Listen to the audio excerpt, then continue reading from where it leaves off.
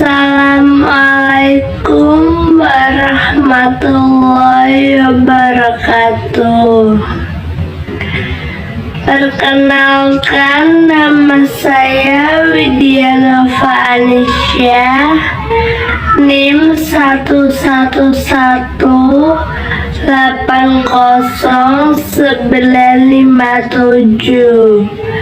sarjana akuntansi, Sekolah Tinggi Ilmu Ekonomi Bank BBD Jateng.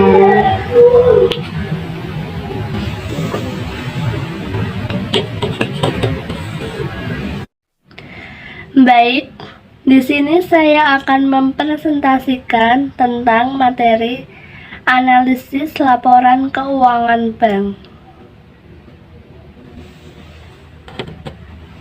Dalam materi analisis laporan keuangan bank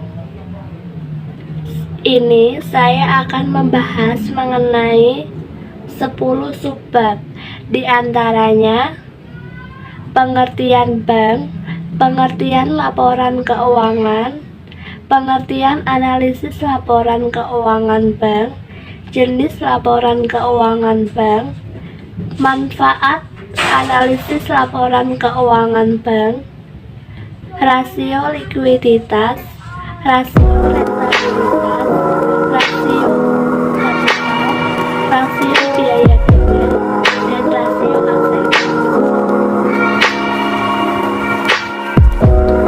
Baik, yang pertama saya akan membahas tentang pengertian bank dan pengertian laporan keuangan. Pengertian bank.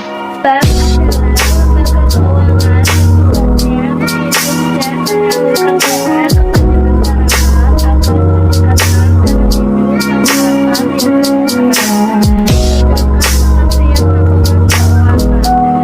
laporan keuangan adalah laporan kondisi keuangan perusahaan saat ini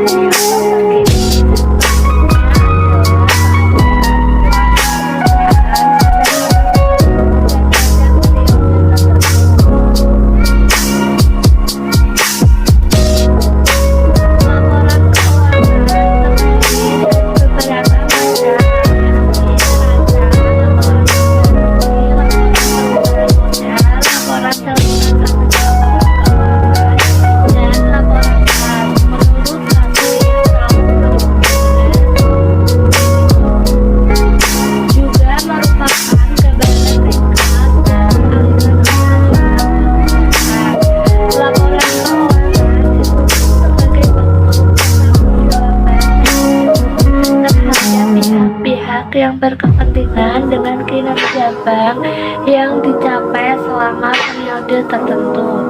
Oleh karena itu, laporan keuangan bank harus memenuhi syarat mutu seperti yang disampaikan dalam pembahasan kerangka konseptual akuntansi perbankan menurut Taswan tahun 2013 jilid 39. Selanjutnya, pengertian analisis laporan keuangan bank. Analisis laporan keuangan bank adalah ukuran yang digunakan untuk mengetahui kondisi keuangan bank yang dilihat dari laporan keuangan dan disajikan oleh bank secara periodik. Ada 3 komponen laporan keuangan bank, yakni laporan neraca bank, laporan atensi bank, dan laporan komitmen serta kontingensi. Definisi laporan keuangan bulanan merupakan dengan adanya laporan keuangan bulanan ini disiapkan selama setahun dan pencatatannya setiap akhir bulan. Laporan keuangan bulanan merupakan kebijakan antara kantor pusat bank dan seluruh cabang hingga perwakilan bank. Laporan keuangan triwulan merupakan pada laporan keuangan ini dipersiapkan setiap 3 bulan selama setahun. Misalkan bulan Maret, Juni, September, dan Desember. Selain itu, laporan ini juga harus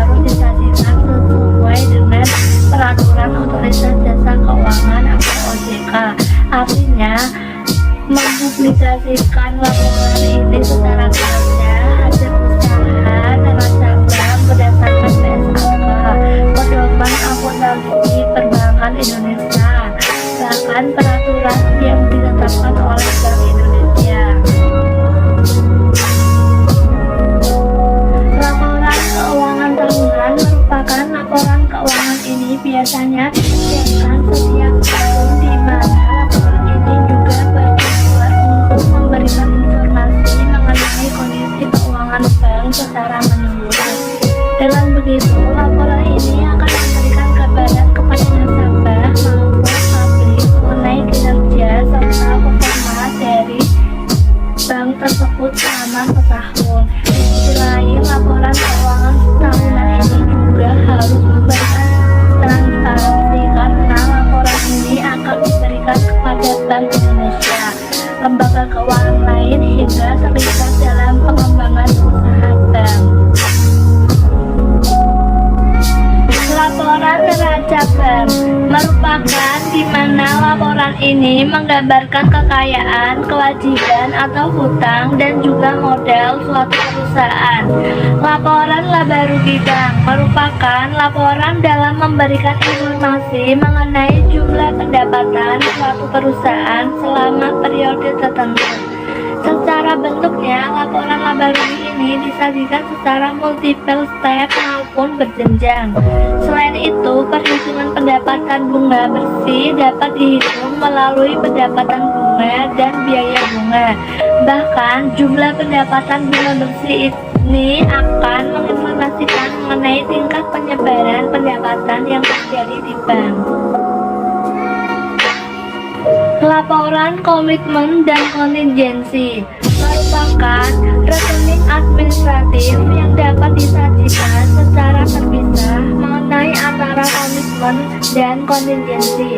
Selain itu, dalam mempermudah pencarian transaksi off balance sheet hingga posisinya, laporan ini akan memberikan secara rinci berdasarkan tagihan serta kewajiban secara berturut, bahkan memberikan pengaruh terhadap laporan neraca dan laba rugi bank. Masyarakat bisa mengetahui para pengurus bank dan juga sejauh mana integritas pengurus dan pemilik bank tersebut. Manfaat analisis laporan keuangan bank ada 5.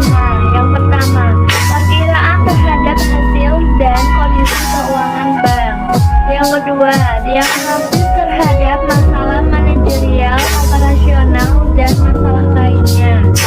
Yang ketiga, mengurangi ketidakpastian yang sulit dihindari dan sering ditemui dalam proses pengambilan keputusan. Yang keempat, pertimbangan awal dalam pemilihan investasi. Dan yang kelima, mengukur tingkat keberhasilan manajemen bank. Rasio likuiditas. LDR merupakan rasio antara kredit dengan dana pihak ketiga.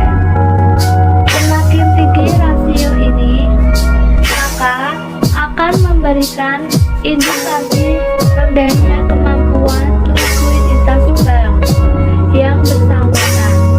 Hal ini disebabkan karena jumlah dana yang diperlukan untuk membiayai kredit semakin besar. Ketentuan Bank Indonesia mengenai maksimal LDR adalah sebesar 110%. Rasio rentabilitas.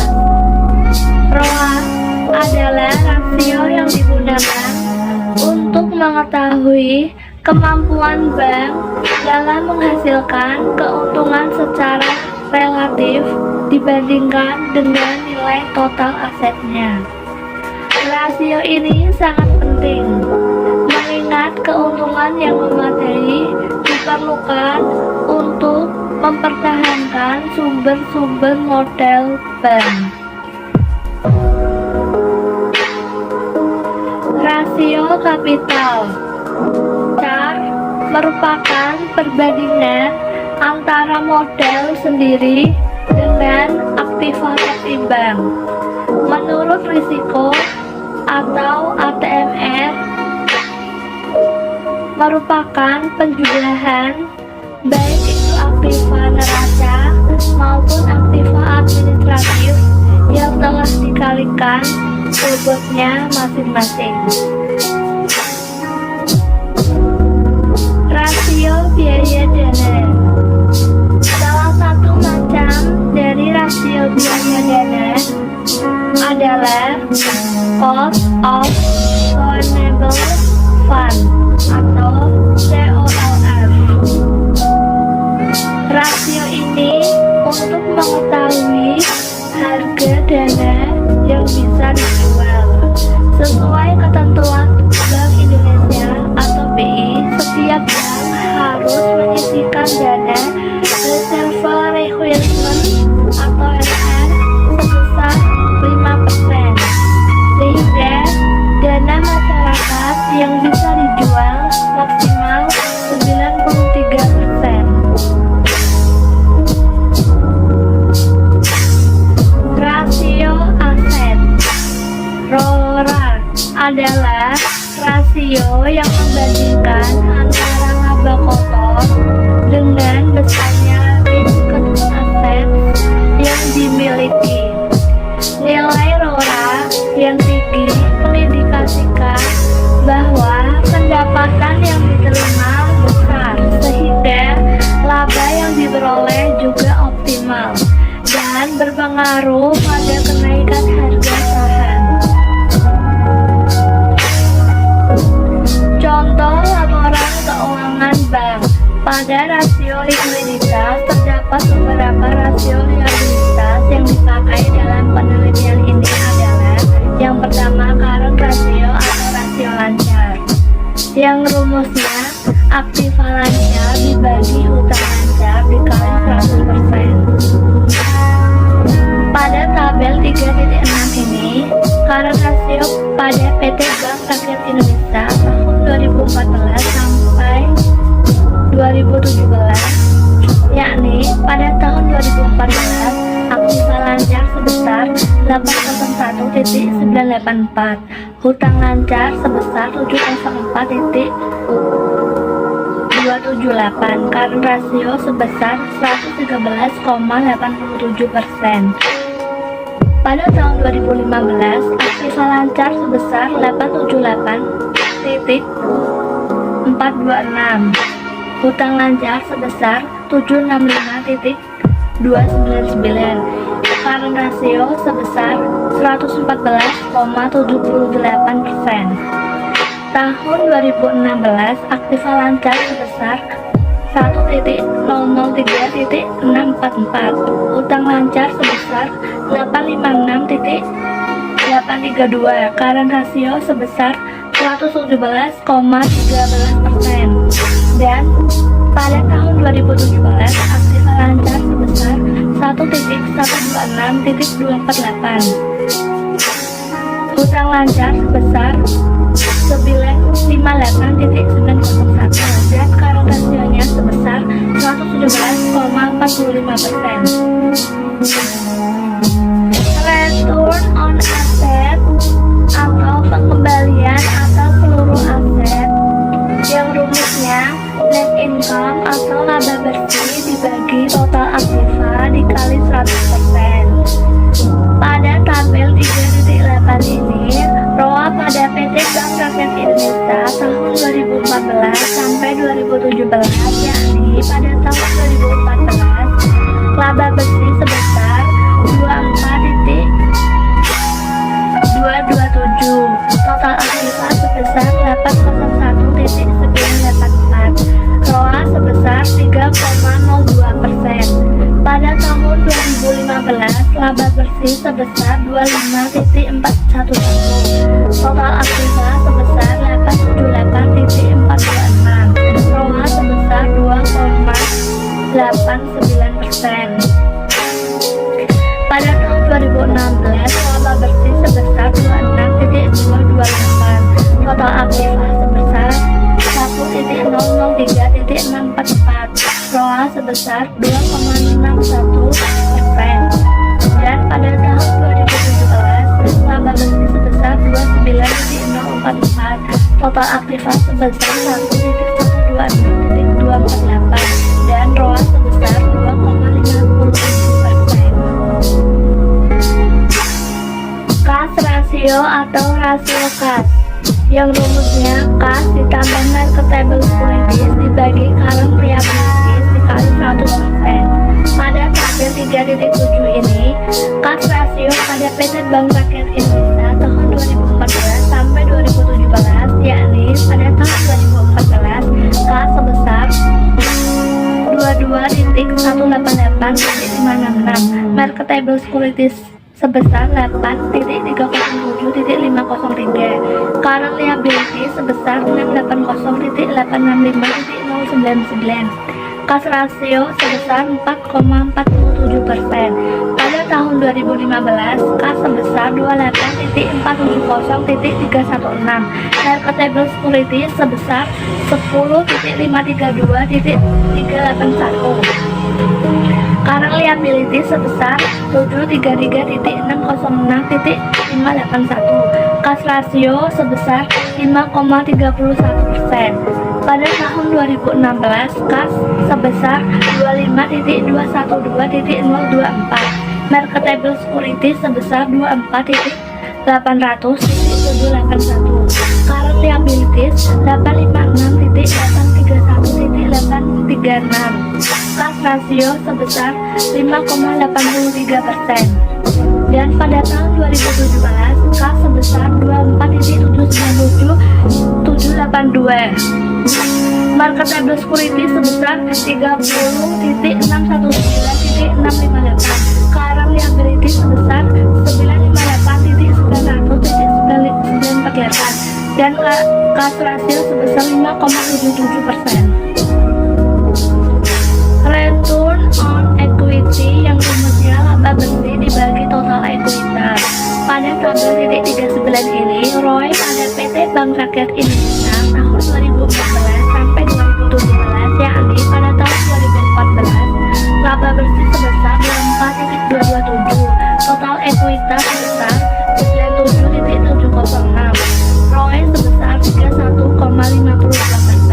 Pada tahun 2015, laba bersih sebesar 25.411, total ekuitas sebesar 113.127, ROE sebesar 22,46%. Pada tahun 2016, laba bersih sebesar 26.228, total ekuitas sebesar 146.813, ROE sebesar 23,14%. Dan pada tahun 2017, laba bersih sebesar 29.044, total ekuitas sebesar 107.347, dan ROE sebesar 22,12%. Net profit margin atau NPM rumusnya adalah laba bersih sesudah pajak dibagi penjualan atau pendapatan bunga dikali 100%.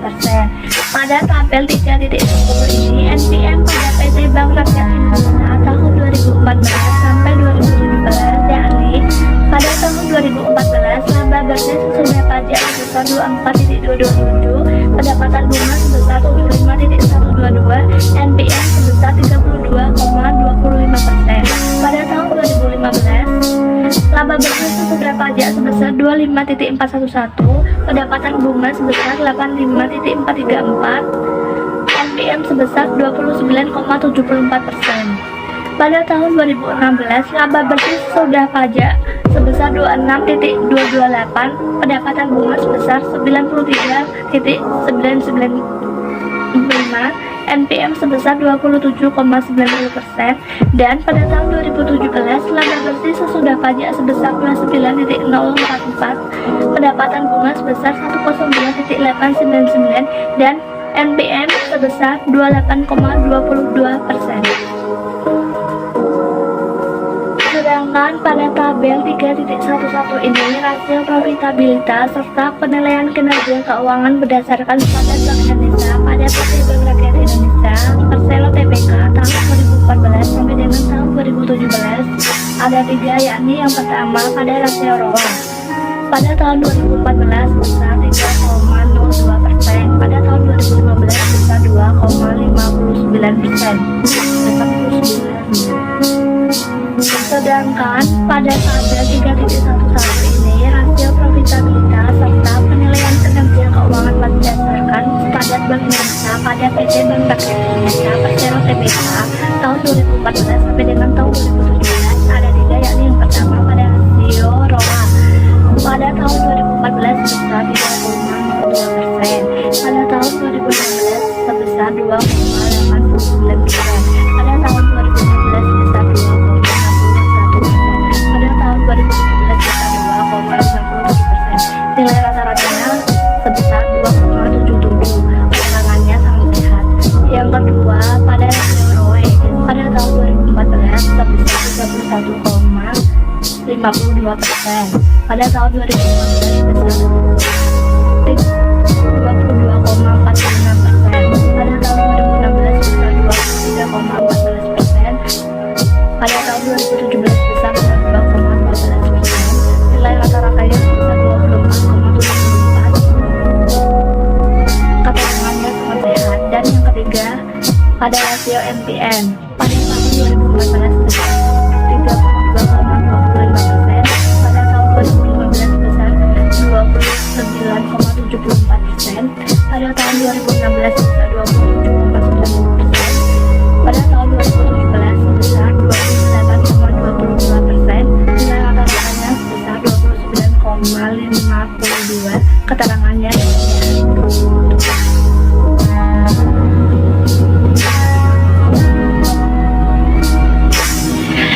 dari materi yang saya sampaikan bersumber dari yang pertama harmoni.co.id,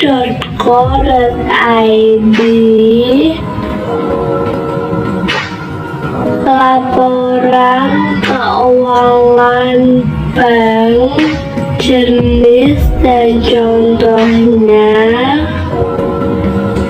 Yang kedua jurnal ID, memahami tentang analisis laporan keuangan bank. Dan yang ketiga repositori Yusu ICID.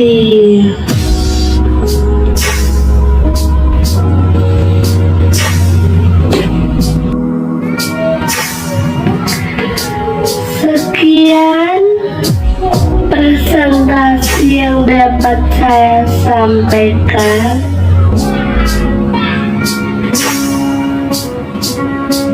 Mohon maaf bila ada tutur kata yang berkenan.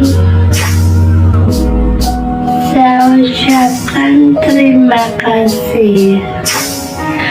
Wassalamualaikum warahmatullahi wabarakatuh.